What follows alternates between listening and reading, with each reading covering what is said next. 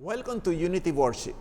Today we are celebrating the Armenian Genocide Remembrance Day, a day that is very important to the Armenian community throughout the world.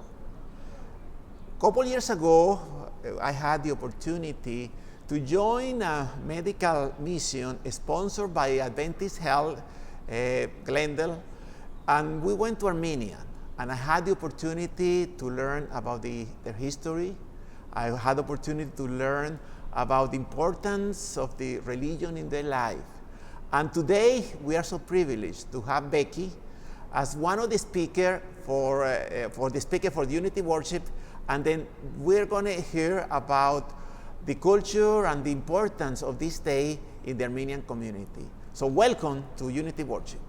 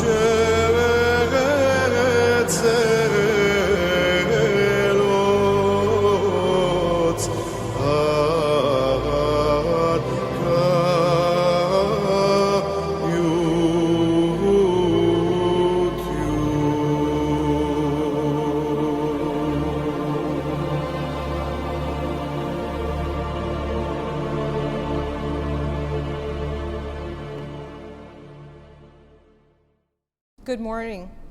Every April 24th, throughout the world, Armenians commemorate the Armenian Genocide of 1915. The commemoration is a protest of genocide recognition and reparations for lost land. I am a second-generation Armenian American. My grandparents were genocide survivors.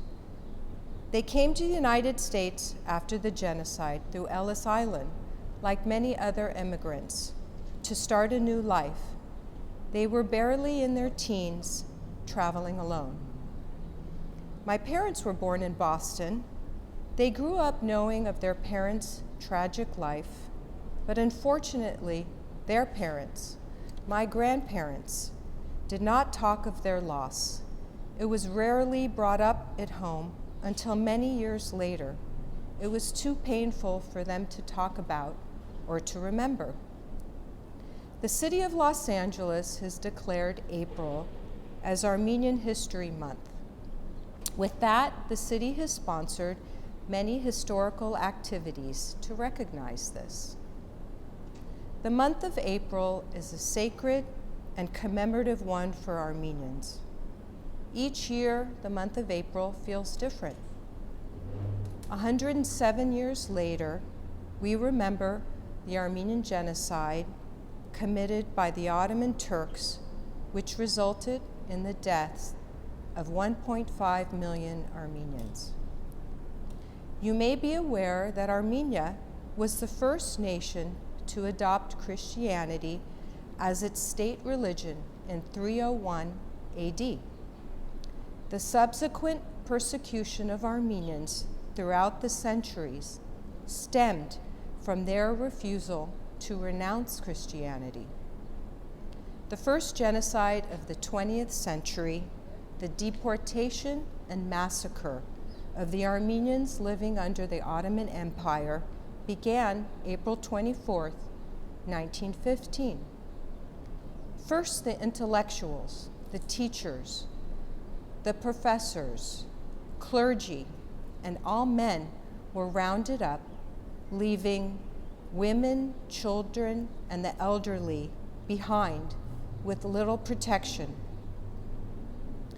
Millions were marched through the Syrian deserts for weeks, many of them executed along the way, others not having the strength to survive the journey. Survivors have their own stories of survival. No two are alike. For instance, my husband's maternal grandmother, Osniv, for whom my daughter Lori's gets her middle name, was taken to an orphanage in Syria during the deportation, where she spent almost a decade. She was later reunited with her mother at the age of 14, who hadn't known where she was all those years. My husband's grandfather, Sarkis, who he's named after, was saved by a Kurdish family. He was in his teens, he was handsome, and he was set to marry the daughter of the family. He ran away the morning of the wedding, and he traveled alone to Syria. He knew he was Armenian, he knew he was Christian, and he had to find other Armenians. He had to search for other family members. We all have stories of survival.